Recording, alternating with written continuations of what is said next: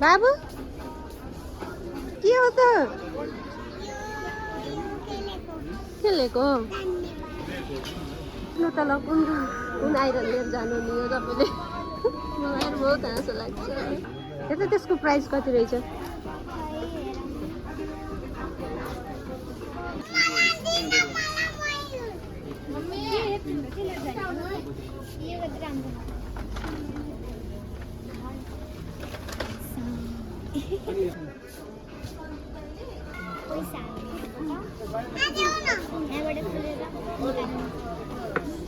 के हो त्यसको नाम